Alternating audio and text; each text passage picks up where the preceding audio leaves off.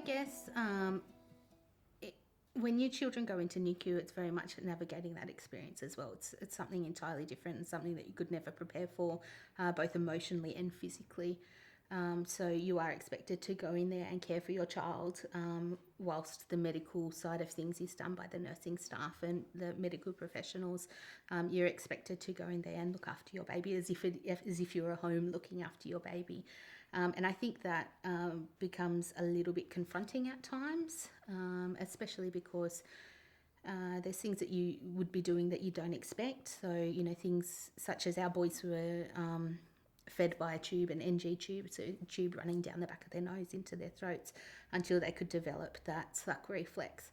And what that meant was we were responsible for pulling the aspirate, they call it, pulling the contents out of their stomach and testing that before they were fed, putting it back in and then feeding them through a tube and learning those sorts of things. You don't expect, those things in looking after your child, but they become second nature. So in the end, you become quite friendly with the nurses and you walk in and you say, I'm here again. And they say, oh, he's been great overnight, those sorts of things. So you do develop a friendship and there's quite a camaraderie with other mums and other dads who are in there. But they can be tiring and long days as well. So at the start, we were doing 15, 16 hours a day in there until we found a routine and we knew that it wasn't healthy for us and it wasn't the best thing for the boys as well. So we ended up getting into a really good routine, and I think that's the most important thing with NICU is that you find a routine and you stick with it, find your mojo, and then you know what you're doing, the children know what you're doing, the nurses know what you're doing, and you can really get in there, get stuck in and learn things like the feeding and being a parent. Look, I think the ultimate goal is always breastfeeding, no matter who you talk to and where you go. The ultimate goal is always breastfeeding. But there are other options out there as well. So in my case, unfortunately, medically, I wasn't able to breastfeed, which left us in a little bit of a sticky situation because the babies were too small and their digestive tracts were not developed enough to be able to adapt to formula. So that meant that we ended up with one option, which was donor breast milk, and I didn't even know that existed. So when it was mentioned to us, you do have to gain consent from the parents for that. So it was nice that they came to us and they explained that process. And we found out it works sort of like a blood bank. When you donate blood, you can donate your breast milk as well. So it goes through quite a strict process to get that. And we were so thankful for that because, there really wasn't any other option for our children. So regardless of how they're fed, there are other options. They don't have to just go to formula and they don't have to, go donor breast milk. But there is that option out there. And to us, that was amazing, to know that there's people out there that will donate for babies like mine who need it. Yeah, it was quite confronting at the start to know that I couldn't do it and how did I feel about other people breastfeeding my baby, but in the end, they say fed is best and it's absolutely correct, as long as your baby is thriving, putting on the weight, and healthy, that's all you can ask for. So I was 34 weeks pregnant and had gotten into bed and I thought I peed my pants. So the hospital just told me to come in. They said, don't even bother bringing your bag in. It's fine.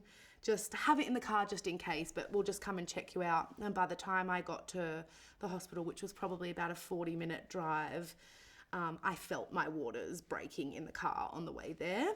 And they checked me and I was 6 centimetres dilated in the assessment room. And honestly, they wheeled me to a delivery room and she was out 3 hours later. She came out and obviously she was 34 weeks. So there's a team of people there to just look over her. And she did need some help. Obviously, I'm a type 1 diabetic, so her sugars were running low and just some of her vitals weren't great. So they took her straight to the NICU. So I was still in the birth suite alone. They were waiting for my placenta to come out, which it wouldn't. So then I had to go to theatre and have that spinal block that I didn't get for labour. Yeah, so then I didn't get to see her for probably 4 hours, that was hard. That was really crap. I had to go to theatre, they had to get my placenta out, and then I had to go into recovery on my own. So my husband was up with Tessa in the NICU. that time of my life was the best thing that's ever happened to me. So they wheeled me up. I was obviously still in a bed because I'd had a spinal block, so I couldn't walk or anything. And then they gave her to me and gave me skin to skin time. Also, her sugars were so low that they had to give her formula and all that stuff, which was, you know, a little bit upsetting, but it just was what it was. And I was also always aware that things were going to be different for me as a type 1 diabetic. So I'm a type 1 diabetic, and I am an outpatient at the hospital that I birthed at. So my specialists are all there. So in a way, I was very lucky. I was able to stay in the maternity ward for the whole time that both my babies were in NICU, which was about 2 weeks both times, which is unusual.